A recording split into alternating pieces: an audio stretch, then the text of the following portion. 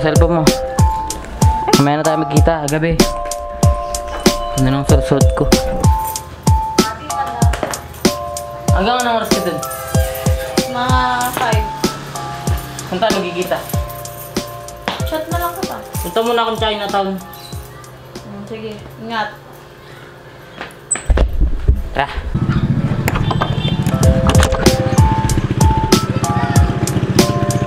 Bye. Si Abby at yung kapatid niya ay papunta dun. Bago tayo pumunta dun sa Chinatown mga boss, dumaan muna tayo dito sa McDo para dito sa meetup. Every linggo nangyari. Boss, salamat. Thank you. Boss, thank you. Thank you. Boss, double tama. Boss, thank you. Ma'am, thank you po. Thank you. Nay, salamat po. Si nanay nanonood sa atin, oh. Ayos. Boss, salamat ah. Ito na mga boss, may kasama pa tayong isa na i-meet up natin. Si Baby Martina. Ay, tulog. Ala, tulog siya. Ala. Nahihiya siya mga boss kasi sinurprise siya ng papa niya na hindi alam ni Baby na dito sila pupunta. Nagulat siya, nakita niya ako. Baby! Dali na. Ayaw niya talaga. Boss, thank you ah. Boss, thank you. Thank you.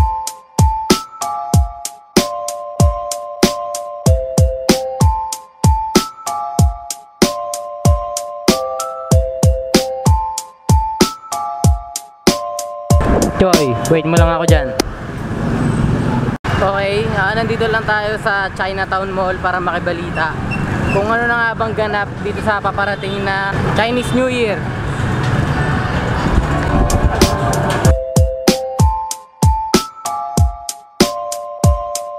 Kasalukuyang nandito yung atensyon ng lahat ng tao dito sa Maynila kasi nandito lahat kasi malapit na yung Chinese New Year. At sabi may mga event daw dito na nag-aabang. Ay, meron nga. Nag-aalok 2018 ang isawit si Adong Villanueva. Ayan po yung bisik. Paborito ko na doon advocacy music. May event na gaganap dito ngayon. Nabit ko rin. Hindi ko alam kung rinig yung boses ko. Pero sanay na ako sa ganito kasi kung naalala niyo yung mga backstory natin. Dito, itong mall na to, dito ako nagtrabaho pagkatapos ko mag-aral ng college. Doon banda yung tindahan ng The Body Shop. At ito yung mismong stage. Para mag-raise ng awareness, lalo na po. Ito yung mismong tindahan kung saan ako nagtrabaho. Yan yung mga katrabaho ko dati. Hindi nga tayong pumasok kasi busy sila.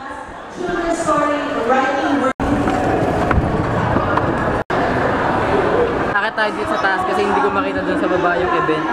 Dito kitang-kita. Parang bawal yata ako dito. Dito tayo.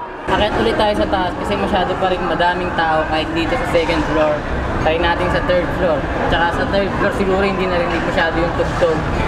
Kasi baka makapiright tayo. Tignan lang natin kung ano nga ba talagang meron dito. Uy!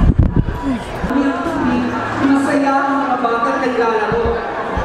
Ito. Uy! Biglang may mga tumalon sa tubig! Mukhang event to para sa mga artist. Ani ng sining nakasulat dun sa may poster. La.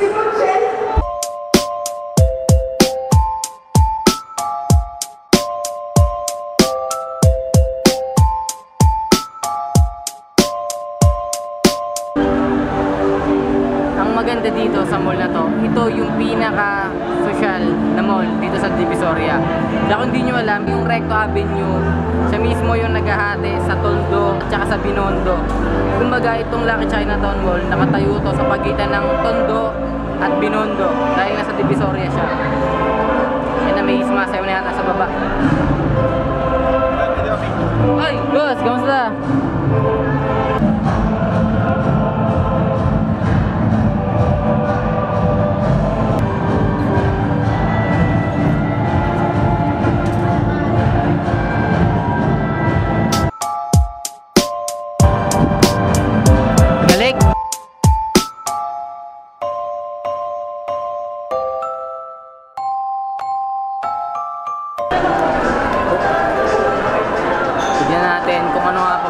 kung kung ano pa nga bang meron pa dito sa mall na to. Kung bakit ko din nasabi na ito yung pinaka na mall dito sa Divisoria. Ito yung lugar na pang Instagrammable. Kung may kaibigan kayo na may mga ganyan po sa Instagram, dito yon. Ayan. Meron ditong racetrack para sa mga bata. Nagtatrabaho pa ako dito sa mall na to bilang isang tindero. Minsan dito ko tumatambay. Pinapanood ko lang yung mga batang yan. Ang cute nila eh. Ito pa. Ito yung isa pang side niya na pang Instagram. Ayan. Kasi hindi na tayo magtataka mga boss kung bakit ang daming mga gamit dito na pang Chinese yung datingan. Kasi pangalan pa lang ng mall, Lucky Chinatown. Talagang Chinatown yung datingan niya. Tignan nyo. Ito sa baba na to eh. May mga Buddha. Kasi malapit na yung Chinese New Year. Wow! Baba tayo. Nangarangan tayo ni boss. Pero may gusto akong makita.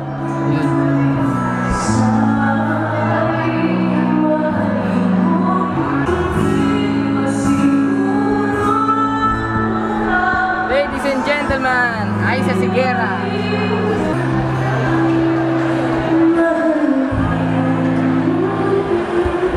Alis na tayo dito. Padami na ng padami yung mga tao. Baka mamaya mahirap na lumabas. Kasi may mga artista nang nagpe-perform. Pwede ko naman kayong istorbohin, di ba? Kasi wala naman kayong customer.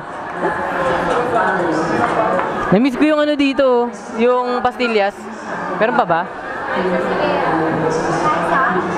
Ate, pagbilan pastillas. Naalala mo pa ako? Hindi na. Talaga, grabe naman. Magkano isang balot? Yang eksaktong posisyon na yan, yan tayo niyang yan. Ganyan din yung tayo ko dati nung sales associate pa ako dyan. Naalala pa ako ni ate.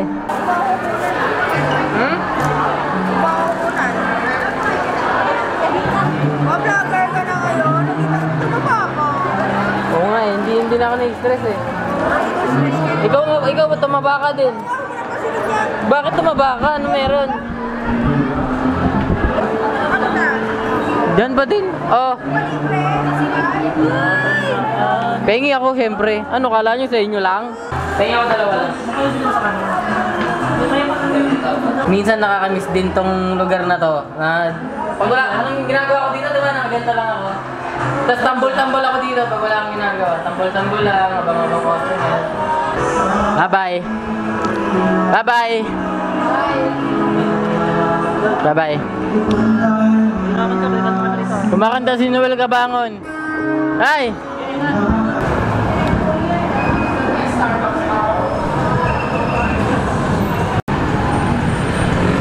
Tapos na tayo dito mga boss at papunta na tayo kay Abby. Tapos na daw sila dun sa ginagawa nila.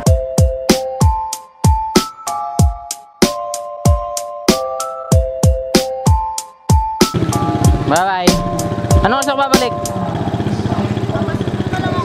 Mag-chat ka na lang. Alas 7 na ng gabi mga boss. Marami nang nangyari mula nung kanina. At ayan, kakanta daw siya. Kasi nga kung di nyo nga nalalaman, kuwari si Abby dito sa simbahan. Ngayon tayo, uwi na lang tayo sa bahay. May asikasawin din tayo.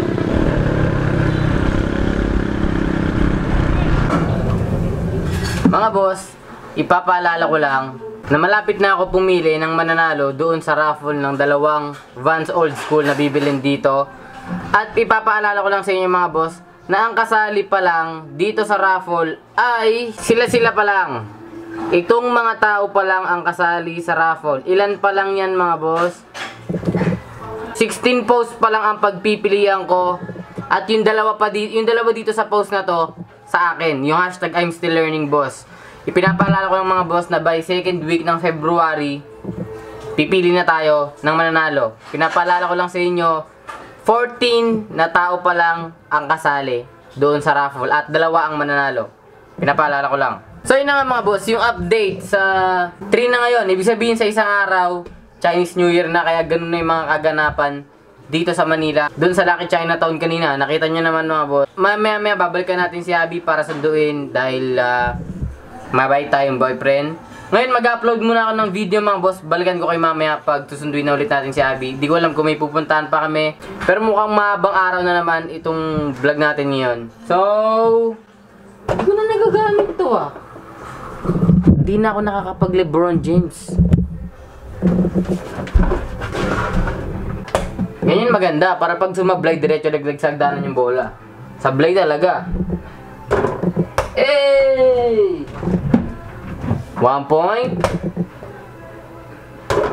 2 points.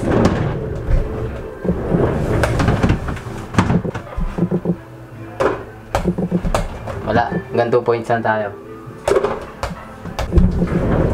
Kita tayo mamaya.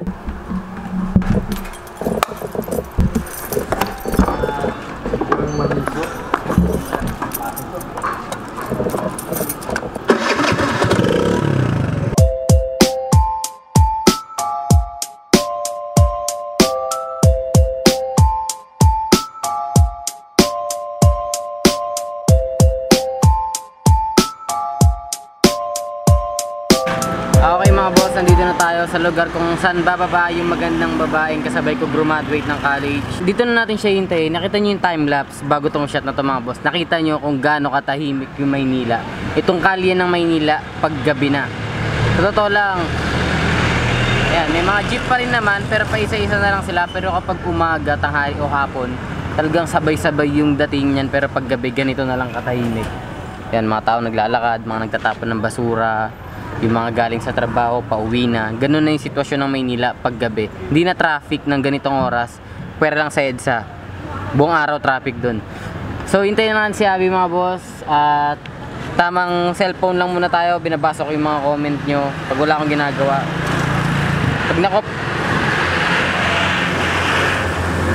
Pag naka-off talaga yung camera, talagang wala akong ibang ginawa kundi magbasa ng comment, mag-reply. Pasensya na dun sa mga nag-chat na hindi ko nare-replyan. Sobrang mukhang ngayon na yung bus nila. Oh, sakay na. Ang sakit ng aking puwet.